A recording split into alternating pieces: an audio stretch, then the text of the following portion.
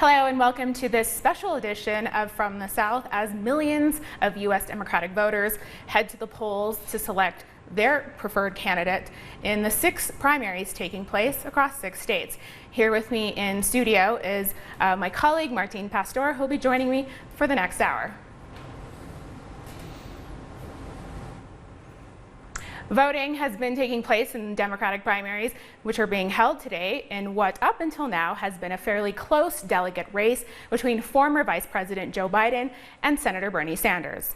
Those states are Michigan, Idaho, Mississippi, Missouri, North Dakota, and Washington. With 352 delegates at stake, one to watch is Michigan with 125 delegates, followed by Washington State with 89.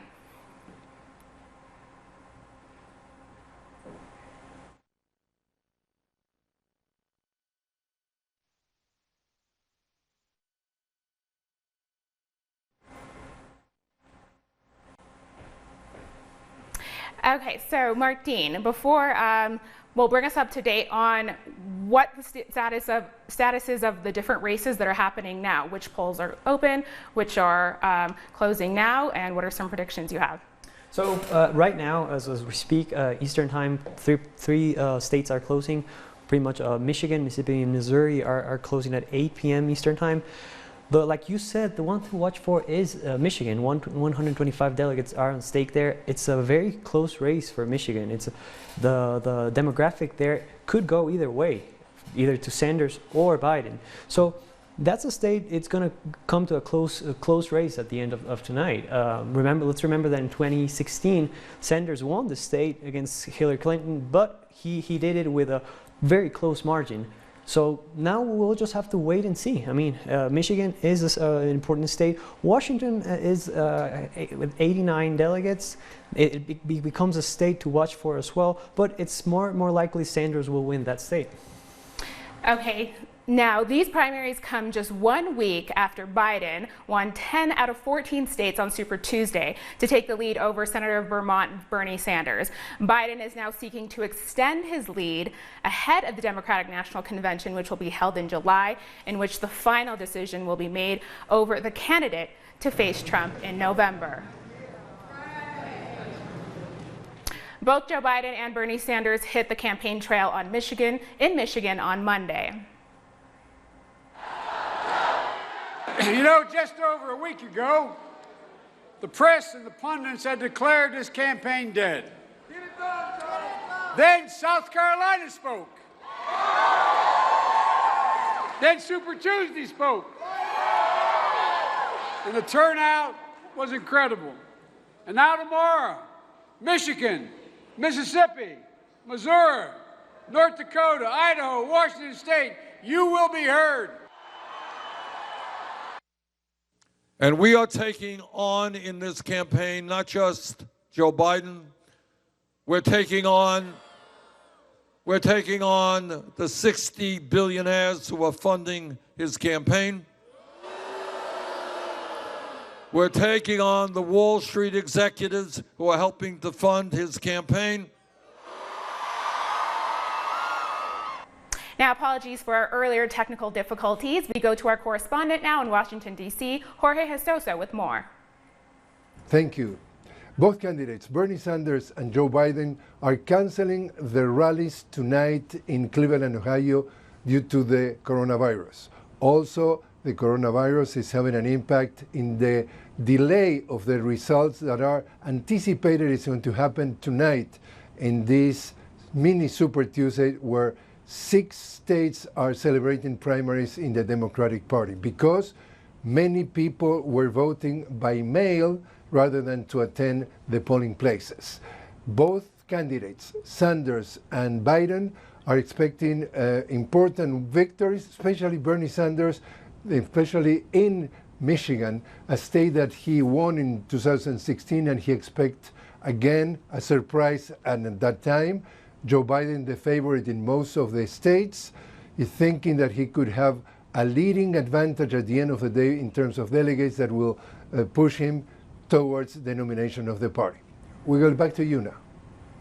And we thank Jorge Jestoso for that update, and he'll bring us another update later on in the show. Now with us now from our studios in Havana, Cuba is Raphael Hernandez. He is a professor and a researcher at the Center for Studies on America and has published numerous books and essays on Cuban politics, history, and culture. Thank you for being with us, Raphael. And my first question to you is, what's at stake today, and how do you think Biden and Bernie will perform? Well, that is very difficult to predict. This is a very particular situation. In the past, it's been much more clear in other races. In the past, it's been much more clear who is the candidate that is winning. But in this particular case, I think there's a big difference. Number one, because the one that will be chosen is still difficult to know, to anticipate. And on the other side, what used to be very close candidates that are trying to capture the center, which is a sort of obsession, particularly for the Democratic Party, to get to the supposed constituency that is at the center, that is going to be decisive. That struggle is not clear at all yet. I think that is an important difference. The other important difference is that we in Cuba, usually this is a sort of joke that candidates, Republican and Democratic candidates, are perceived as the same difference between Coca-Cola and Pepsi-Cola. And we cannot say that in this particular campaign. Donald Trump and Bernie Sanders are creating two very different options. And I think that is giving a sort of drama to this particular campaign that has so much at stake. Hello, Raphael. So I just wanted to send Martin, my colleague, over to you. He has a question. Raphael, good night. Now, let's think about the candidates are still in the race, Biden and Sanders. However, Warren has not endorsed any of them. What do you think of this, especially how the progressive vote's still at stake, and what does it mean for Sanders? Well, I think that, as I said, that this is a very polarized country, and the two candidates, Trump and Sanders, are representing that polarity. I think that Biden may win the candidacy, particularly because of the idea that to capture the center is a strategic move. The ability of Biden to attract the other candidates, to be endorsed by the other candidates, by particularly in this case Warren, can play a decisive role in terms of the balance within the Democratic Party, and at the end that may carry out the winning ticket in terms of the primary elections. So I think that the kind of a struggle Bernie is giving is, I think, giving him especially a magnetic look, especially magnetic aura that is going to be remembered, even if he is not able to win these primary elections. Now, Raphael, the biggest headline in all news media right now is, of course, the coronavirus. Do you think that being the case, Biden is going to be forced to say a little more in terms of his policies on health care? Of course, the health care proposals of Senator Bernie Sanders are being framed as extremely progressive in comparison. What do you think Biden will come out with?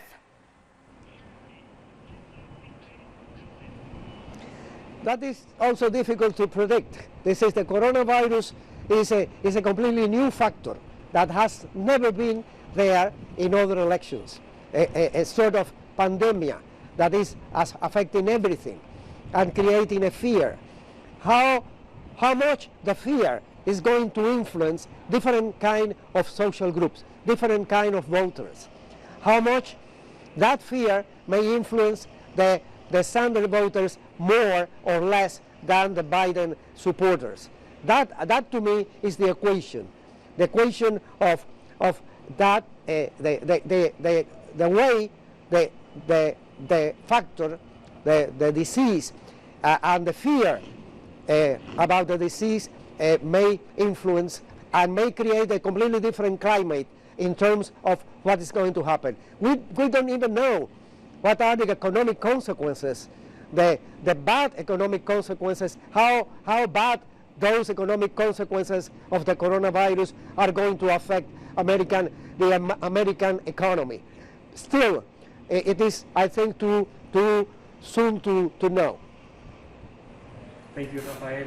Now, you said before that your prediction is Biden will win the candidacy for the Democratic Party.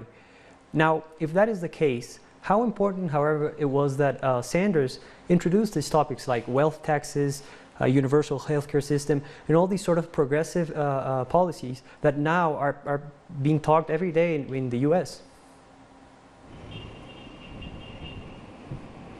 I think that even if he loses this race, if he is not the candidate, his role, the radicalization of the agenda, of the political speech, the radicalization of the political climate may contribute also to a different environment in terms of who is going to be the Democratic candidate and who is going to win. I think that the Democrats need a very strong candidate, a candidate that may imply, that may be perceived as a completely different alternative in terms of opposing Donald Trump. Donald Trump is a completely different animal. It is a completely different creature. It is not that difficult to be different. The question is, what is the content? What is the real political content of that difference? And I think that the role played by Bernie Sanders in this period, in this last month of the campaign, may create a particularly powerful political climate that finally can defeat Donald Trump, which is basically the challenge, to avoid 4 more years of a Trump administration. Now, Raphael, we heard an earlier soundbite. I think we'll actually be playing it later on in the show. But a voter at the polls today actually said, a voter participating in these primaries, said that Joe Biden, for him, represents diversity. Now, would you say that on Super Tuesday and the results that we had there, that was reflected? Which of these candidates represent some sort of diversity? Well, Joe Biden has been the Obama vice president, and to be the Obama vice president is definitely a plus. Obama was perceived as a Democratic candidate with legitimacy and credibility. So to what extent the Obama administration and the role played by Biden can be transferred to his race for the candidacy in this particular case is something that can play a very important role. But I think this is too early to know also, because I think that diversity depends on who are we talking about. Are we talking about different colors, ethnicity? Are we talking about gender? Are we talking about age? Are we talking about rural or urban? So diversity may be measured in completely different ways depending on the region, depending on the state. So the mainstream media hasn't spent a whole lot of time giving a platform to candidates who are not in the mainstream, of course. It took a very long time for Bernie Sanders to get any airtime. And of course, there are other candidates as well who are still in the running, in the race, which are Tulsi Gabbard, for example, is still in the race, and she it has a very strong following, especially among young people and on social media, and that's not something that's reflected in the delegate race, but she obviously is popular among some sector. We also have Gloria La Riva, that's someone who's actually going to be on our show a bit later on. What has been the role of these other candidates? Well, I think that the role played by the other candidate is on the Biden side, of course, because they are the moderate ones. Anyone is moderate compared with Bernie. Bernie is perceived as the socialist, which is 100% exaggerated. Bernie could be a normal social democratic candidate in Europe. He would not be taken for a radical. He would not be taken for ideological extreme. Nevertheless, in the United States political spectrum, it is the way it is presented. To what extent Biden is going to use that? To what extent Biden is going to attack Bernie on the basis of his supposed radical ideology is something that could damage Biden, I think. Okay, and so you mentioned that compared to maybe actual existing socialist governments and projects in the world, Bernie Sanders doesn't exactly measure up. Speak to us a little bit more about that. Well, I think that a social democratic candidate in Germany or in France or in Italy or in Portugal is normal life, is ordinary business, is business as usual. No one is surprised and much less scared with a social democratic candidate, the kind of social democratic candidate Bernie Sanders is. It is not a radical socialist. It is perceived that way because of the United States ideological spectrum that tends to be much more to the right, much more to the conservative side. Even if he is not the winner, I think that his contribution to diversify the political climate, the ideological climate in the United States may be very important. Raphael, in your opinion, who do you think will be the candidate Trump wants to square off against, and why do you think that is?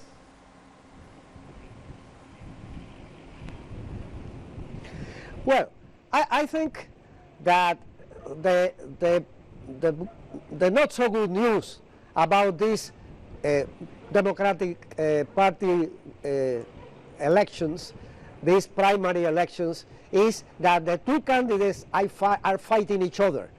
And all those arguments, all those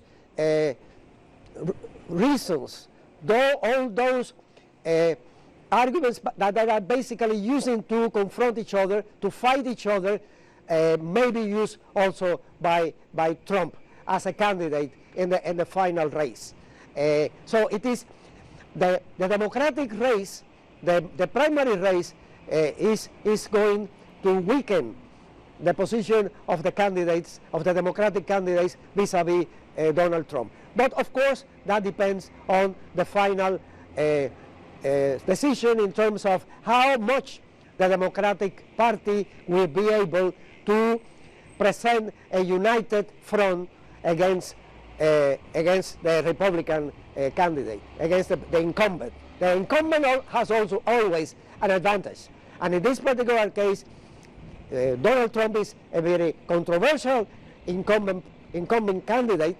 Nevertheless, that power is a lot in terms of advantages to fight a Democratic Party that looks so far divided, a split over who should be the candidate. Thank you so much, Raphael. We've been speaking to Raphael Hernandez. He is a professor and a researcher at the Center for Studies in Studies on America and has published numerous books and essays on Cuban politics, history, and culture. We look forward to hearing from you again.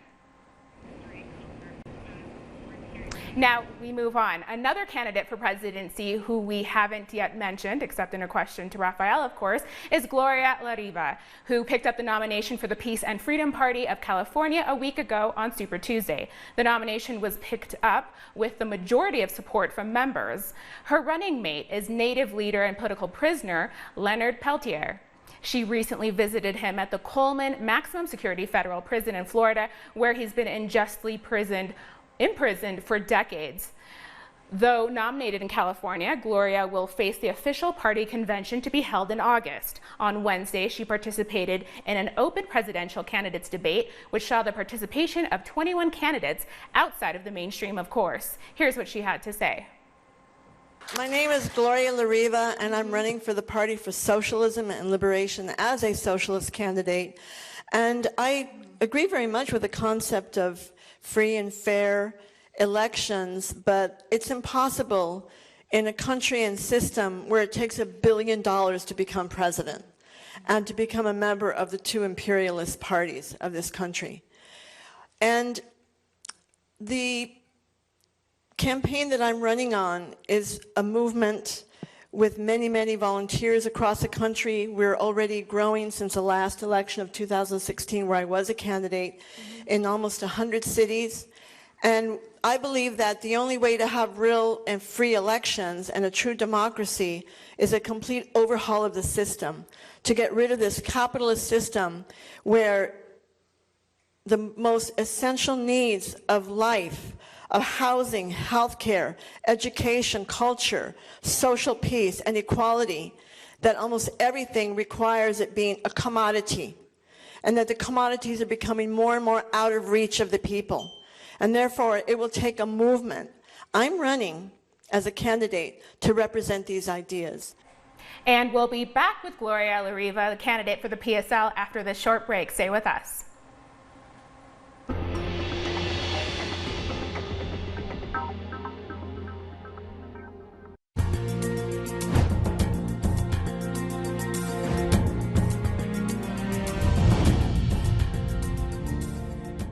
The establishment-aligned corporate media, most notably cable news and major newspapers, have sidelined all sorts of dissenting voices and regularly shut the door on any genuine criticisms of the policies of the parties governing on behalf of multinationals and Wall Street bankers. One candidate has spent years fighting against that. She's longtime labor union activist and anti-war activist who's spent time getting to know the situation in Cuba and Venezuela, and she's now running for the Party of Socialism and Liberation, the PSL, and just won the primary of the Peace and Freedom Party in California.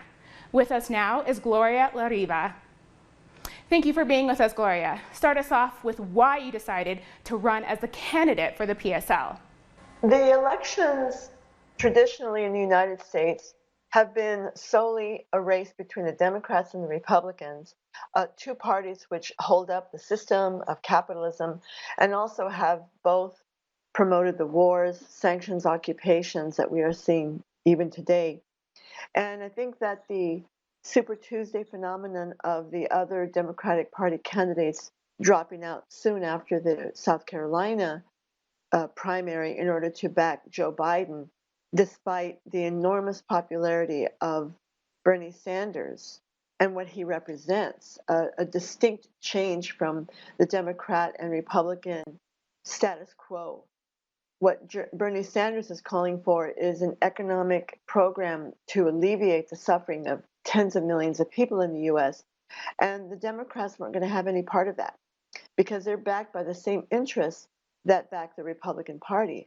So the Party for Socialism and Liberation that I'm the candidate for, and also for Peace and Freedom that I'm vying for in California, we believe that the message of socialism, of the need to struggle against the banks, the corporations, against the Pentagon, and anti-people policies is more necessary than ever.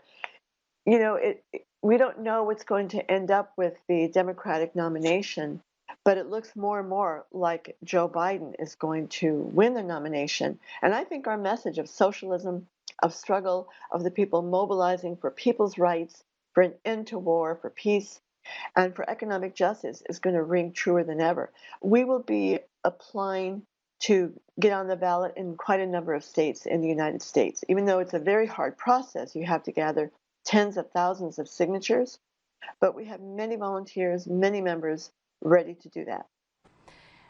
I think it's significant that your vice presidential pick is Leonard Peltier. Why did you make that decision? Leonard Peltier is a Native American leader from originally the American Indian movement. He has been in prison for 44 years, a result of the persecution of the FBI and the US government. Really, Leonard is a continued victim of the US wars against Native people, the genocide that intensified in the mid-1880s, the mid-1800s actually, and which stole virtually all of Native land in the United States. Leonard is innocent of the charge. He was falsely convicted in 1976, and we asked him to be our candidate as vice president for the elections in 2020, partly in order to raise the issue of Native sovereignty, of the extreme poverty that most Native people suffer, especially on the reservations, and also to help his freedom cause. He is well known around the world, but is not as well known in the United States, where he is imprisoned.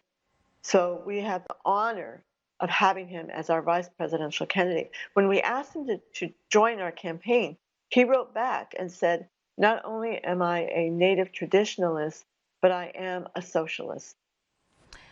Right now, the COVID-19 is the biggest news headline worldwide. Countries like Italy are absolutely struggling to act quickly to contain the spread, and sanctions on countries like Iran may render devastating effects for their ability to provide necessary medical services.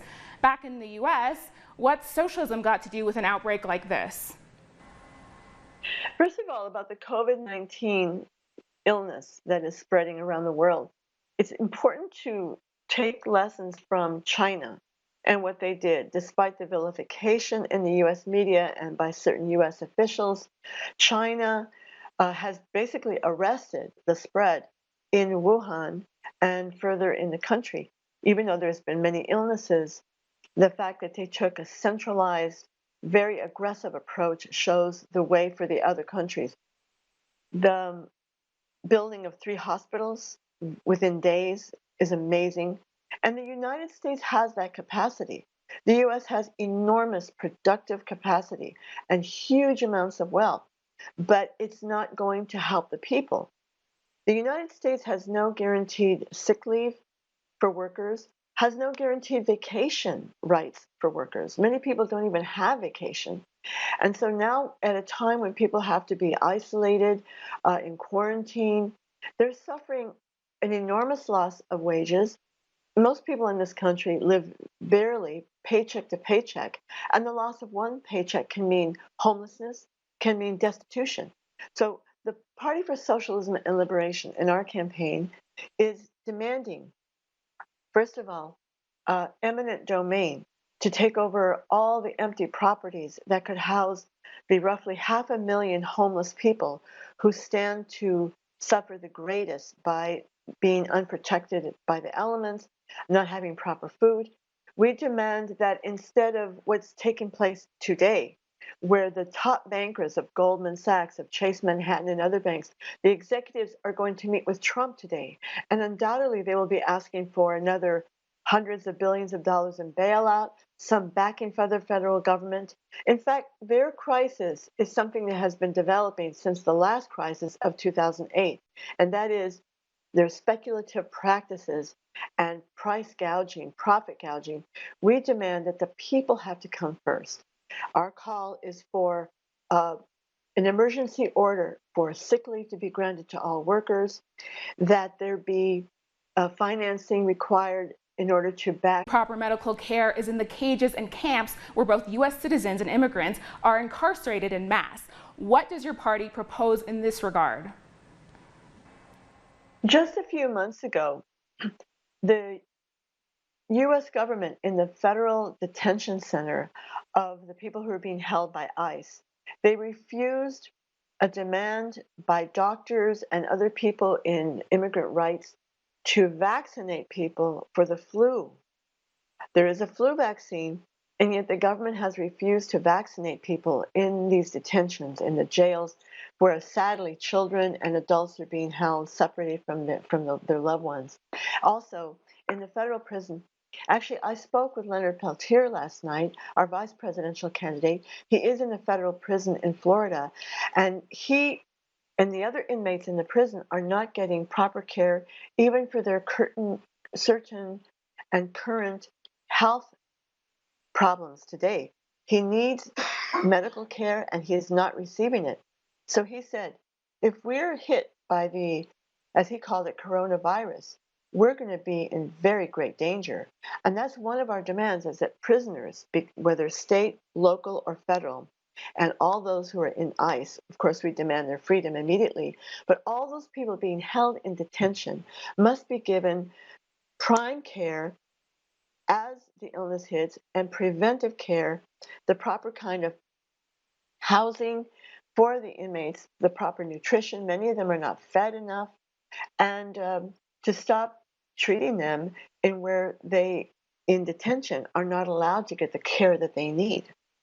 More and more young people are turning to candidates who they see reflect more conscious proposals on U.S. foreign policy, particularly as we see continued unilateral coercive measures or deadly sanctions, these crimes against humanity and war crimes against Iran, the DPRK, Venezuela, and Cuba, and other countries. Can you elaborate a bit on your criticisms of Washington's foreign policies and what you propose?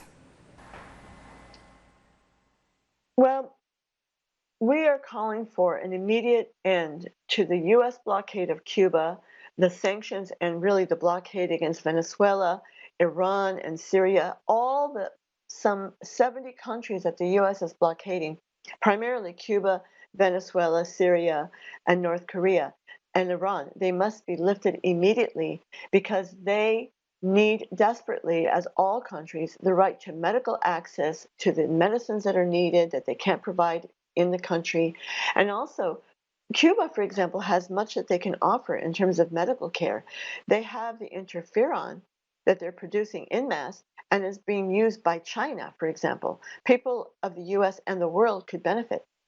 This crisis of the COVID-19 requires an international cooperation.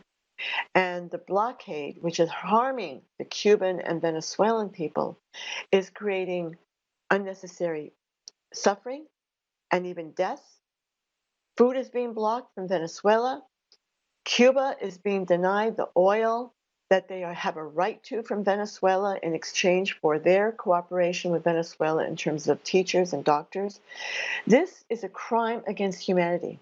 The greatest violator of human rights is the United States government, and it's being heightened by this illness of COVID-19.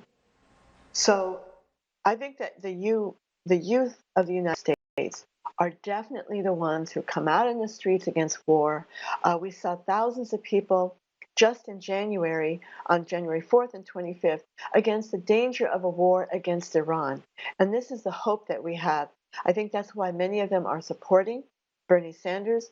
Tonight is the primary, and hopefully he will be able to have a strong showing, because even though I'm a candidate for the presidency, our party, the Party for Socialism and Liberation, is giving critical support to Bernie Sanders and telling people, if you're a Democrat, vote for Bernie Sanders in the primaries. It's an essential fight against the establishment.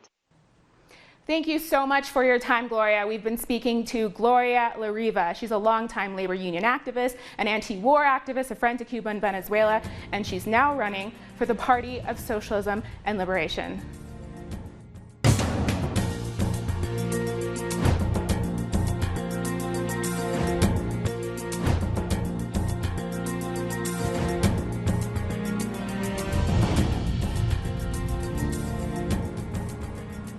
Welcome back to our special U.S. elections coverage, and of course still with me here today is Martin Pastor, web editor here at Telesur English.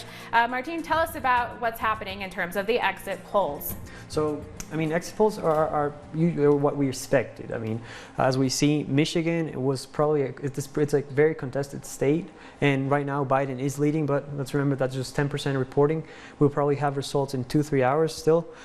Missouri and Mississippi, those are Biden states. I mean, the demographics in both states will go towards Biden. I mean, especially Mississippi, which is a state with a very strong black community, and we saw how those states, the southern states, reacted on Super Tuesday.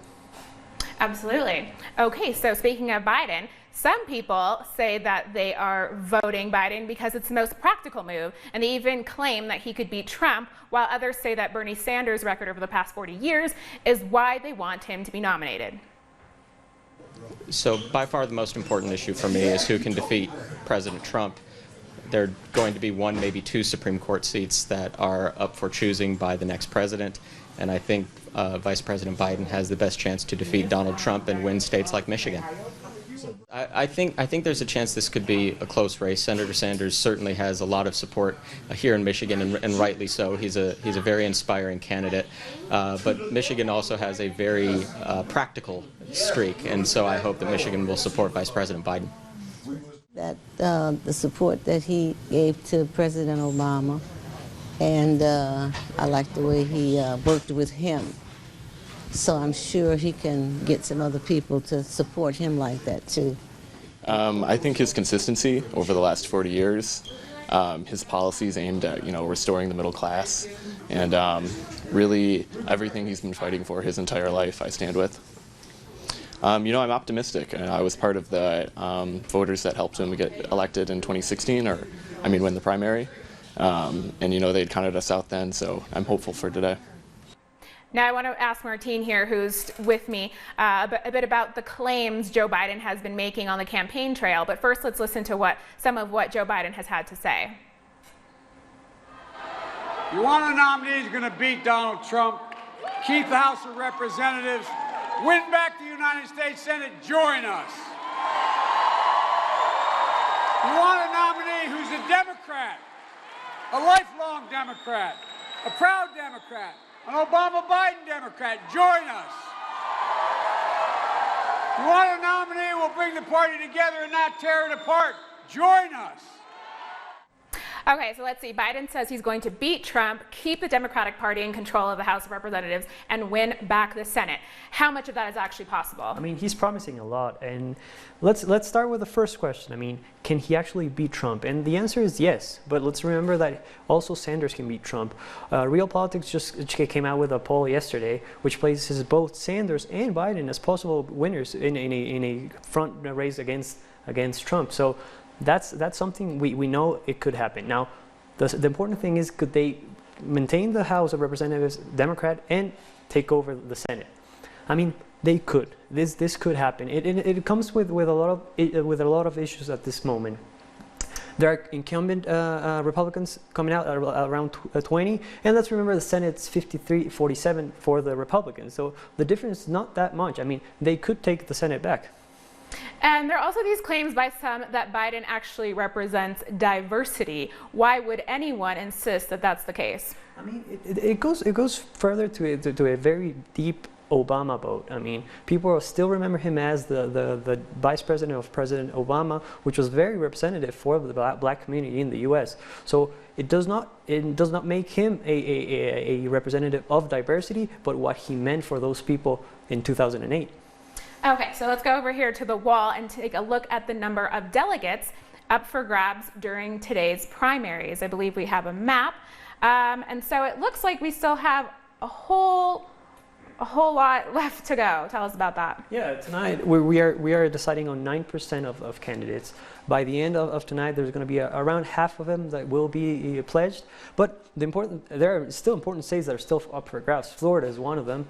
And we'll have to see how it goes. But tonight is very important for Bernie Sanders, especially in states that he has to win. Washington, Idaho, and North Dakota are states he should be winning, and there shouldn't be any contest there. I mean, if he loses one of those, it could become a very much harder race for Bernie Sanders. Absolutely. So a number of candidates have dropped out of the race in just a week's time. On Super Tuesday, Massachusetts Senator Elizabeth Warren failed to win a single state, including her own, which went to Bernie Sanders. By Thursday, she, once an overhyped frontrunner of sorts, decided to throw in her hat.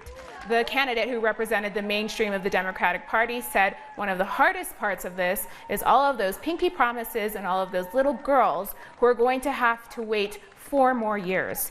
But under lots of pressure from supporters and fellow Democrats, she made no immediate endorsement. You know, I was told at the beginning of this whole undertaking that there are 2 lanes. A progressive lane that Bernie Sanders is the incumbent for, and a moderate lane that Joe Biden is the incumbent for. And there's no room for anyone else in this. I thought that wasn't right, but evidently I was wrong. I am deeply grateful to the people of Massachusetts. Look, back in 2012, they took a chance on someone who had never run for public office before. They ousted a very popular incumbent Republican senator to give me a chance to stand up on a bigger platform and fight for their families, and I am deeply grateful for that. They returned me to the Senate in 2018, and I'm deeply grateful for that. They're the reason I'm in this fight, and they're the reason I am able to stand here today.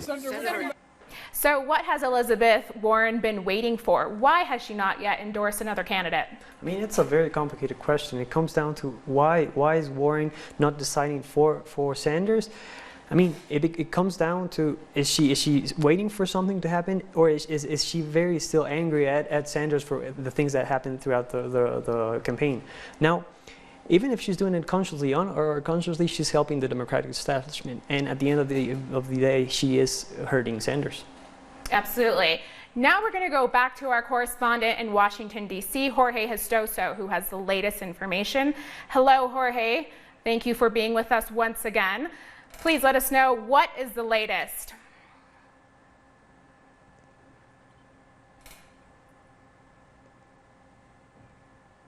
Well, the latest is that it looks like Joe Biden is having a very good night. He has already been projected like the winner in Mississippi with about 84% of the African American vote. He has been projected the winner in Missouri, and so far with about 28% of the vote in Michigan, that is the big prize of the night with 125 delegates.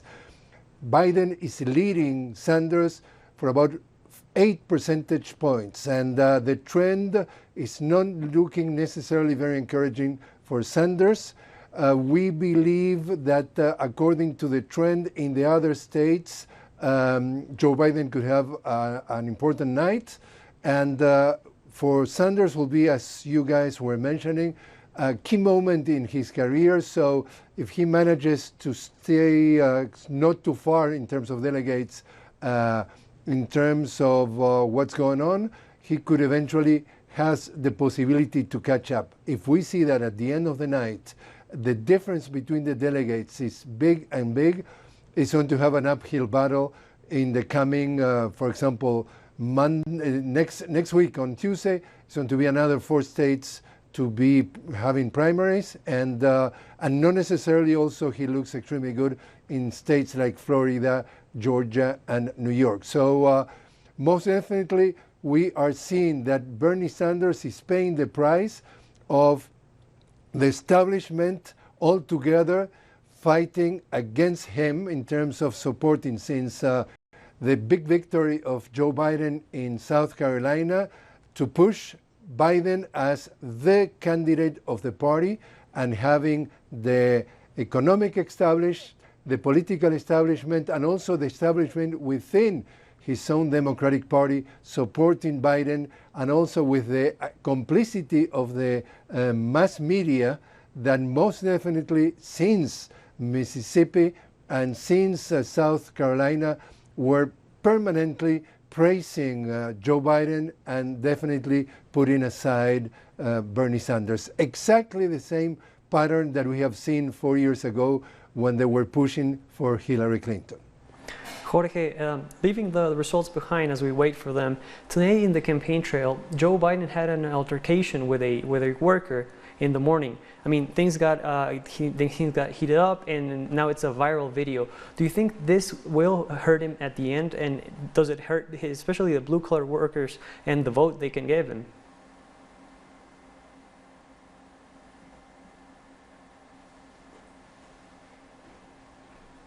If you want my personal opinion, I will say no, because at this point it's something like I will say that he has the support, the permanent support, the systematic support. When you are living here, the only thing that you are watching and hearing is that he's in the right track, in the right pattern, in any aspect and any subject. So I do not believe that because of that altercation, his position about guns will jeopardize the perception of the other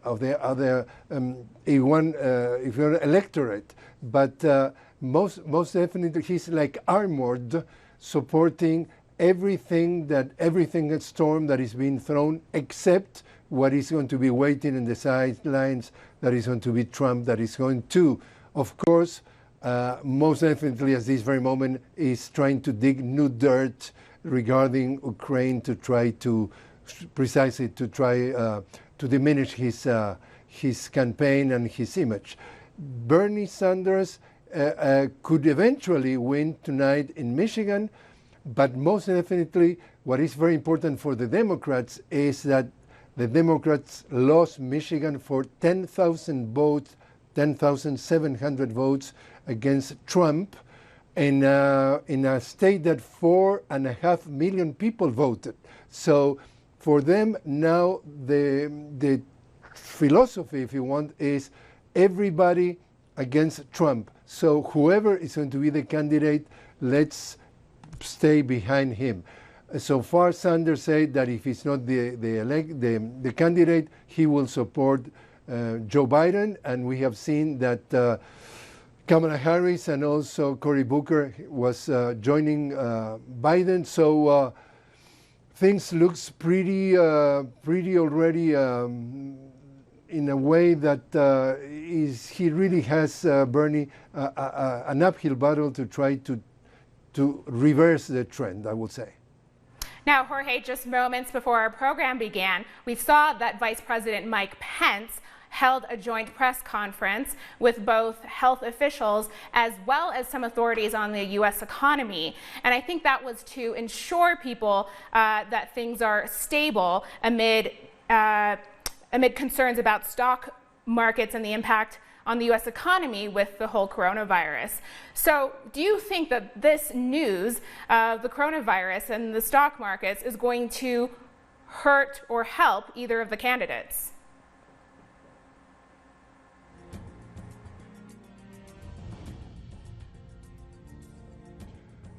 I don't know the candidates, but most definitely it's hurting President Trump, because more and more people realize that it's absolutely divorced of reality. Every time that he appears on TV regarding the coronavirus, he's saying the opposite of what the scientists and the doctors of his team are saying, and this precisely more and more people say that that could be the Katrina of George Bush, or the case of Hillary Clinton having Benghazi. Could be a turning point that could cost him the re-election, because regardless of what's going on with Mike Pence, every single time that Donald Trump appears on TV is a machine of lying, according to what, for example, the Washington Post is saying. We're talking about, in the last 3 years, 16,000 lies so far.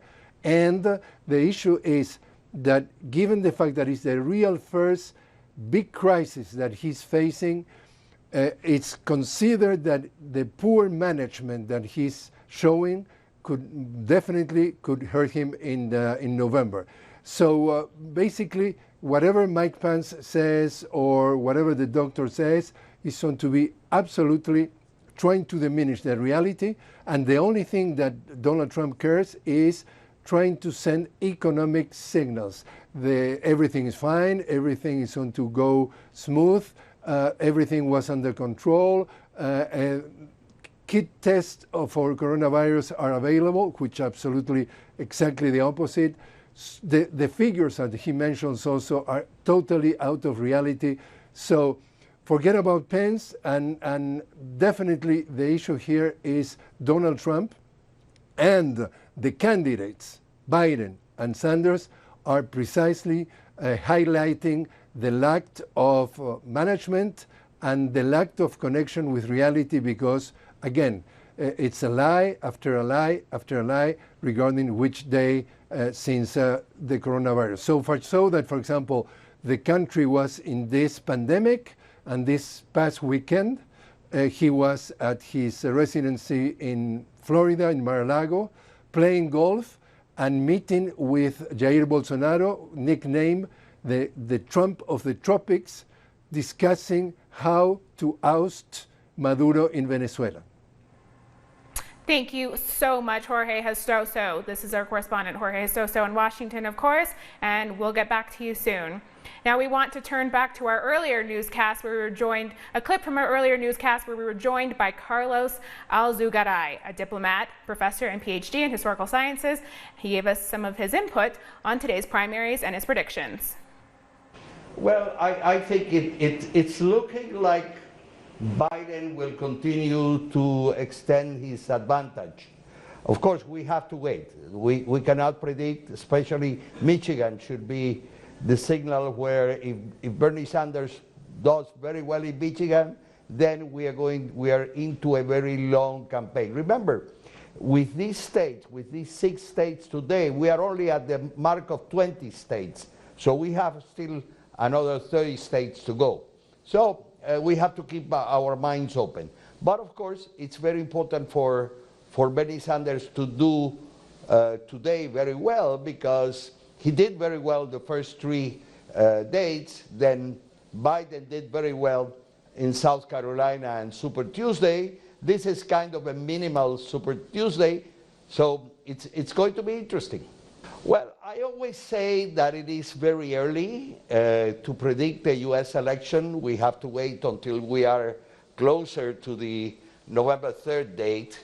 But I think the Democrats have a shot to defeating Trump. I don't think Trump is someone who cannot be vanquished. He has obviously a very strong following, but he also has a lot of people who want him out. So the Democrats, if they can combine the financial resources of Mr. Bloomberg and the activism of the Sanders people, together with Biden, who seems to be doing very well with black voters, they got a winning combination. But of course, remember, it is the Electoral College, so you can win the popular vote, like Hillary Clinton did, and yet lose the Electoral College. So there are about 12 states that are fundamental because they ended in the last election very close, less than 5% either way. But here the interesting thing is, of these 12 states, Trump has to defend 8. So it's easier for the Democrats to expand their advantage in these 12 states that were so tight in 2016. Well, obviously, it's much better for everyone if the foreign policy of the United States would be similar to what Senator Sanders is saying. Obviously, he's ready to make a self-criticism of what the United States has been doing in Latin America. It's obvious that his position is closer to what I would think the mainstream in Latin America, the people who want the emancipatory processes, the liberation processes to continue in Latin America. It's obvious. I think Sanders would be much better. But bear in mind this, given what Trump has done in Latin America, supporting all these right-wing presidents, Bolsonaro, Piñera, Duque, Lenin Moreno, Biden would probably be better. Of course, the big issue for Biden is what is he going to do in the case of Venezuela, because unfortunately, the Obama administration did a lot of damage to Venezuela. But it's interesting that when, if let us suppose that Biden becomes the candidate, that Biden wins the election, by that time, the so-called Guaidó gambit, what Trump and his people has put all their eggs in overthrowing President Maduro and putting Guaidó, but that's being defeated. It's losing all kind of track, and probably by the time that the next president is inaugurated, and let's hope it's not Mr. Trump, any Democratic candidate would have to look and say, hey, this is a big defeat. The Venezuelans came out on top. So we have to review what Mr. Trump has done in Venezuela, because he was not successful in doing what he set out to do, which was the absolute overthrow of President Maduro and the Bolivarian revolution. I think he's going to fail, no doubt. I have no doubt that in the next few months we will see elections in Venezuela and Guaidó will be out of the game totally. Okay, and we're just about all out of time. I'll ask my colleague Martin to bring us up to speed with any results at this hour. So as we can see, it's expected. Missouri and Mississippi are going for Biden. What we can see though is Michigan, there's almost like a 10-point lead with 18% reporting, which is, I mean, it's very important in this case, because let's remember Flint, Michigan is there, and there's a whole healthcare problem in that state. So it seems like the electorate have chosen a more moderate version of the healthcare policies that Biden has been proposing. Absolutely. I'd like to thank my colleague Martin Pastor for sharing the set with me, and with that, we've come to the end of our news brief. You can find these and many other stories on our website at telesuraenglish.net, where you'll find live updates tonight. And we're on Twitter at Telesur English, and I'm on Twitter at Camilla Telesur. For more on Super Tuesday, the U.S. elections and news from the Global South, you can join us on our social media on Facebook and Instagram. For Telesur English, I'm Camila Escalante. Thank you for watching.